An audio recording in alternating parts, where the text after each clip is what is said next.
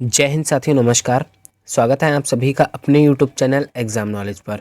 दोस्तों, आज की इस वीडियो में हम बात करने वाले हैं बिहार शिक्षक भर्ती 2.0 में वर्ग 6 से 8 के लिए। देखिएगा साथियों, यह वीडियो आप सभी के लिए बहुत ही महत्वपूर्ण होने वाली है, क्योंकि इसमें हम बहुत सारे महत्वपूर्ण फैक्ट पर बात करने वाले हैं। तो आप लोग अंत तक इस वीडियो को ध्यानपूर्वक ज़रूर देखिएगा, क्योंकि कहीं ऐसा ना हो जाए कि किसी और की गलती की वजह से आपके हाथ आती हुई नौकरी आपसे छीन ली जाए। तो आज हम इसी बात पर चर्चा करने वाले हैं कि अभी इसकी जो आप लोगों को कट ऑफ बताई जा रही है सबके द्वारा, क्या यह कट ऑफ बहुत ज़्यादा हाई जाने वाली है, या फिर जिन लोगों के कम मार्क्स आए हैं क्या उनका भी सिलेक्शन हो सकता है या नहीं। तो चलिए साथियों, हम अपनी चर्चा को शुरू करते हैं। तो साथियों, आज जो हम बात करने वाले हैं वह वर्ग 6 से 8 की भर्ती के बारे में बात करने वाले हैं। तो आज जो हम आपको तर्क देने वाले हैं, यदि ऐसा होता है तो जो आपकी फाइनल कट ऑफ बनने वाली है, जो अभी के अनुमानित कट ऑफ सभी लोग बता रहे हैं, वहाँ से आपको 4 से 5 नंबर कम आपकी कट ऑफ देखने को मिल सकती है। यानी कि ऐसे अभ्यर्थियों का फ़ायदा हो सकता है जिन लोगों का बॉर्डर लाइन पर है, या फिर जिन अभ्यर्थियों के थोड़े से कम मार्क्स आए हैं। तो आप लोग इस वीडियो को अच्छे से ज़रूर देखिएगा एंड तक। तो चलो सबसे पहले हम बात करते हैं कि आपकी जो टोटल वैकेंसी है 6 से 8 वर्ग में वह है 31,982, यानी कि लगभग 32,000 वैकेंसी पर आपसे आवेदन लिए गए थे। अब बात करें कि आवेदन करने वाले अभ्यर्थियों की कुल संख्या कितनी है, तो इनकी संख्या लगभग 3,11,000 है। अब यह तो बात हो गई कि आवेदन करने वाले अभ्यर्थी कितने हैं, 3,11,000। लेकिन क्या परीक्षा में इतने अभ्यर्थी बैठे थे? तो जी नहीं, 96% अभ्यर्थी इस परीक्षा में उपस्थित रहे थे। तो यहाँ पर आपको देखने को मिल रहा है बहुत कम अभ्यर्थी ऐसे थे जिन्होंने इस परीक्षा को छोड़ा है। तो इस प्रकार आप देखेंगे कि लगभग 3 लाख अभ्यर्थी ऐसे हैं जिन्होंने इस परीक्षा में भाग लिया है। इस प्रकार आप देखेंगे कि 31,982 पदों पर 3 लाख अभ्यर्थियों ने लगभग इस परीक्षा को दिया है।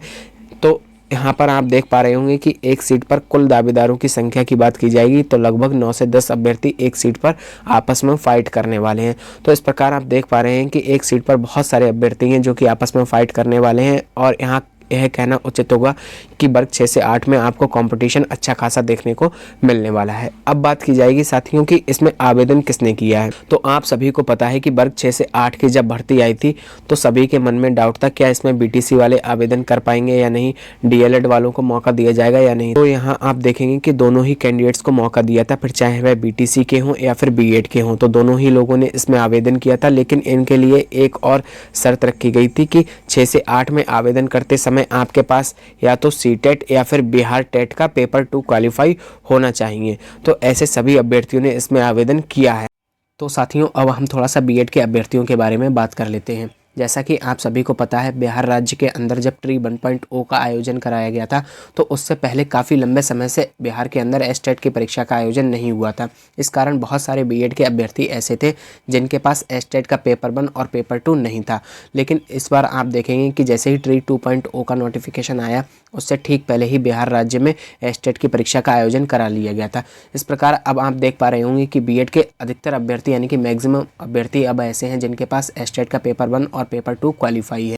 इस प्रकार आप देखेंगे कि बीएड के अधिकतर कैंडिडेट्स के पास एस्टेट पेपर 1 और पेपर 2 क्वालिफाई है। इसलिए जो वो बीएड के कैंडिडेट्स हैं वह आवेदन किए हुए हैं 6 से 8 में भी, 9 से 10 में भी और 11 से 12 में। यानी कि एक अभ्यर्थी 3 जगह पर आवेदन किया हुआ है। वह 6 से 8 में भी किया है, 9 से 10 में भी और 11 से 12 में भी किया है। अब चूँकि आप सभी को पता है कि बीएड के जो कैंडिडेट हैं वह टीजीटी और पीजीटी की भी तैयारी करते हैं। इस प्रकार जो उनका सब्जेक्ट होता है उस पर उनकी अच्छी पकड़ होती है। जबकि आप देखेंगे कि जो बीटीसी या फिर डीएलएड का जो कैंडिडेट होता है वह 1 to 5 की तैयारी करता है, जिसमें आपको कोई भी एक स्पेशल सब्जेक्ट पढ़ने को नहीं मिलता है। इसलिए उनकी अपने सब्जेक्ट पे पकड़ उतनी अच्छी नहीं होती है जितनी अच्छी बीएड के कैंडिडेट की होती है। तो आप देख पा रहे होंगे कि बीपीएससी ट्री 2.0 में बीएड के 6 से 8 में शामिल होने के कारण आपको जो 6 से 8 की कट ऑफ है वह काफ़ी ज़्यादा हाई देखने को मिलने वाली है।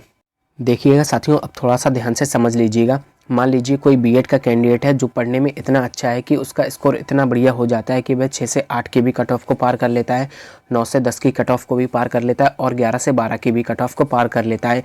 यानी कि एक अभ्यर्थी है और उसका 3 सीट पर चुनाव हो जाता है। लेकिन जब वह फाइनल सेलेक्ट होगा तब उसको किसी एक सीट पर ही सिलेक्शन लेना होगा, और जब उससे प्रेफरेंस पूछा जाएगा तो वह अपनी अपर सीट को ही प्रेफरेंस देगा, यानी कि वह 11 से 12 में जाना पसंद करेगा। इस प्रकार आप देख पा रहे हैं कि उसकी जो दोनों ही सीटें हैं, 6 से 8 वाली सीट और 9 से 10 वाली सीट खाली रह जाएगी। अब चूंकि तीनों ही रिजल्ट आ चुके हैं, 6 से 8 के, 9 से 10 के और 11 से 12 के, तो इस बार जो क्या होगा, इसके बाद में जो आप देखेंगे जो सीट्स खाली रह जाएंगी, या तो आयोग उन पर बाद में कट ऑफ जारी करेगा या फिर उन सीट को आगे आने वाली वैकेंसी में ऐड कर दिया जाएगा। तो यहाँ पर जो ज़्यादा संभावना रह जाती है कि जो सीट्स खाली रह जाती हैं उनको आने वाली वैकेंसी में ऐड कर दिया जाता है, क्योंकि आयोग दोबारा से कट ऑफ निकालना ज़रूरी नहीं समझता है। तो ऐसे में उन अभ्यर्थियों के लिए नुकसान हो जाएगा जो, जैसे कि मान लीजिएगा इस कैंडिडेट का स्कोर 75 था और किसी और कैंडिडेट का स्कोर 6 से 8 में 74 रहा होगा, तो वह कैंडिडेट इसकी वजह से सिलेक्ट नहीं हो पाएगा, क्योंकि जब रिजल्ट आया था तो ये तीनों में ही सिलेक्ट हो गया था। लेकिन जब इसने 11 से 12 वाली प्रेफरेंस को चुन लिया तो इसकी 6 से 8 वाली सीट खाली रह गई। अब अगर रिजल्ट अलग अलग आता तो ये जो 74 नंबर लाने वाला कैंडिडेट था यह उस सीट पर 6 से 8 में सिलेक्ट हो जाता। तो इसके लिए आप लोगों को क्या करना होगा तो वह भी अभी हम आपको बताने वाले। तो साथियों, आपके साथ यह समस्या ना हो इसके लिए आपको क्या करना होगा, आपको आयोग तक अपनी बात पहुंचानी होगी, और यह बात आप ट्वीट के माध्यम से या फिर मेल के माध्यम से आयोग तक पहुंचा सकते हैं। आपको आयोग को बताना होगा कि सबसे पहले 11 से 12 का रिजल्ट जारी किया जाए, बाद में 9 से 10 का रिजल्ट जारी किया जाए, और उसके बाद में 6 से 8 का रिजल्ट जारी किया जाए, और सबसे अंत में 1 से 5 का रिजल्ट जारी किया जाए, और इसी क्रम में सभी रिजल्ट जारी किए जाएँ, जिससे कि किसी भी अभ्यर्थी का कोई भी नुकसान ना हो। यानी कि एक कैंडिडेट का साथियों एक ही रिजल्ट जारी किया जाए, ऐसा ना हो कि सारे रिजल्ट एक साथ जारी कर दिए जाए और एक कैंडिडेट बहुत सी जगह पर सिलेक्ट हो जाए और बाद में उसी की वजह से अन्य सीट्स खाली रह जाएं और किसी योग्य अभ्यर्थी को वह सीट ना मिल पाए। ऐसे में साथियों आप देखेंगे कि यदि सभी का अलग अलग रिजल्ट जारी किया जाता है तो आपको 4 से 5 नंबर की कट ऑफ में 6 से 8 वर्ग में अंतर आपको डिफरेंस साफ देखने को मिल जाएगा। तो आप लोगों को यह बात आयोग तक ज़रूर से पहुँचानी होगी। तो साथियों यह बात हो गई कि किस तरह से आपकी कट ऑफ कम जा सकती है और कम अंक वाले अभ्यर्थियों को क्या करना होगा। अब हम बात करने वाले हैं कि आप लोगों का एक कट ऑफ क्या है, अनुमानित कट ऑफ क्या रहने वाली, क्या आपका सेफ स्कोर रह सकता है। देखिएगा साथियों, सबसे पहले हम मैथ साइंस यानी कि गणित विज्ञान की बात कर लेते हैं। तो गणित विज्ञान में सबसे पहले यूआर कैंडिडेट की बात की जाए तो मेल के लिए आपका स्कोर 75 से 78 के मध्य है तो आप बिल्कुल सेफ़ हैं, और फीमेल के लिए यदि आपका स्कोर 68 से 72 के मध्य है तो आप लोग भी सेफ़ हैं। ईडब्ल्यूएस मेल की बात की जाए तो 62 से 65 के मध्य होना चाहिए, और फीमेल की बात की जाए तो 53 से 55 के मध्य।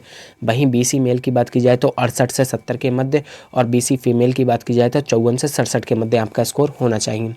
साथियों ईवीसी कैंडिडेट की बात कर ली जाए तो मेल के लिए 62 से 66 के मध्य आपका स्कोर होना चाहिए, और फीमेल कैंडिडेट की बात की जाए तो 52 से 54 के मध्य आपका स्कोर होना चाहिए। एससी मेल की बात की जाए तो आपका स्कोर 48 से 50 के मध्य है तो आप लोग बिल्कुल सेफ़ हैं, और फीमेल की बात की जाए तो आपका स्कोर 44 प्लस होना चाहिए। एसटी की बात की जाए तो एसटी कैंडिडेट के लिए 45 प्लस आपका स्कोर होना चाहिए।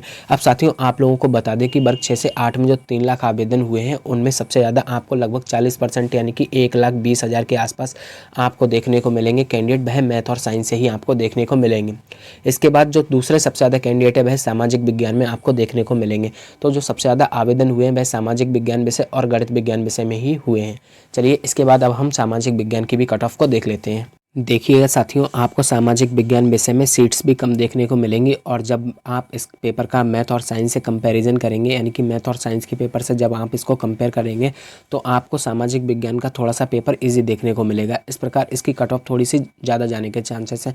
तो बात की जाए यूआर मेल की बात की जाए तो 78 से 82 के मध्य आपका स्कोर होना चाहिए, और फीमेल की बात की जाए तो 70 से 74 के मध्य आपका स्कोर होगा तो आप लोग बिल्कुल सेफ़ हैं। ईडब्ल्यूएस मेल की बात की जाए 64 से 67 के मध्य आपका स्कोर होना चाहिए। फीमेल की बात की जाए 56 से 60 के मध्य। ईबीसी मेल की बात की जाए तो 64 से 67 के मध्य आपका स्कोर होना चाहिए। ईबीसी फीमेल की बात की जाए तो 54 से 56 के मध्य आपका स्कोर होना चाहिए। अब साथियों बीसी कैंडिडेट की बात कर ली जाए तो बीसी मेल के लिए 70 से 72 स्कोर होना चाहिए, और बीसी फीमेल के लिए 58 से 62 आपका स्कोर होना चाहिए। साथियों एससी कैंडिडेट की बात की जाए तो आपका स्कोर 56 से 58 के मध्य तो आप बिल्कुल सेफ़ हैं, और फीमेल की बात कर ली जाए तो आपका स्कोर 45 प्लस है तो आप लोग भी सेफ़ हैं। एसटी की बात की जाए तो 46 से 48 के मध्य आप बिल्कुल सेफ़ हैं, और एसटी फीमेल के लिए आपका स्कोर 42 प्लस है तो आप लोग बिल्कुल सेफ़ हैं। तो चलिएगा साथियों, अब हम हिंदी विषय की कट ऑफ के बारे में बात कर लेते हैं। बात की जाए यूआर कैंडिडेट की तो मेल के लिए आपका स्कोर 78 से 82 के मध्य आप लोग बिल्कुल सेफ़ हैं, और फीमेल का स्कोर यदि आपका 70 से 74 के मध्य तो आप लोग भी सेफ़ हैं। ईडब्ल्यूएस की बात की जाए तो मेल के लिए 65 से 70 के मध्य आपका स्कोर होना चाहिए। फीमेल का 55 से 60 के मध्य आपका स्कोर होना चाहिए। ईबीसी मेल की बात की जाए तो 60 से 65, ईबीसी फीमेल की बात की जाए तो 52 से 56 आपका स्कोर होना चाहिए। बीसी की बात कर ली जाए तो बीसी कैंडिडेट में मेल के लिए 68 से 72 और फीमेल की बात की जाए तो 55 से 60 आपका स्कोर है, तो आप लोग बिल्कुल भी सेफ़ हैं। इसके बाद एससी की बात कर ली जाए तो एससी मेल में यदि आपका स्कोर 52 से 55 है तो आप लोग सेफ़ हैं, और फीमेल की बात की जाए तो आपका स्कोर 45 प्लस होना चाहिए। एसटी कैंडिडेट की बात कर ली जाए तो आपका स्कोर 45 प्लस मेल के लिए और फीमेल की बात की जाए तो 42 प्लस आपका स्कोर होना चाहिए। तो साथियों, यह है हमारे द्वारा बताई गई एक्सपेक्टेड कट ऑफ है जिसमें सभी अभ्यर्थियों को शामिल किया गया है। यदि मान लीजिएगा सभी का रिजल्ट अलग अलग जारी किया जाएगा तो हमारे द्वारा जो बताई गई कट ऑफ है उसमें आपको 3 से 4 नंबर का डिफरेंस साफ साफ देखने को मिल सकता है। तो उम्मीद करिएगा कि सभी लोगों का रिजल्ट है वह अलग अलग जारी किया जाए जिससे किसी भी अभ्यर्थी का कोई भी नुकसान ना हो। तो आप लोगों को हमारे द्वारा बताई गई यह कट ऑफ कैसी लगी कमेंट बॉक्स में ज़रूर बताइएगा, और आपके मन में यदि कोई डाउट हो तो हमसे कमेंट बॉक्स में पूछ सकते हैं। बाकी वीडियो को लाइक और शेयर कर दीजिएगा और चैनल को भी सब्सक्राइब कर लीजिएगा। Thank you.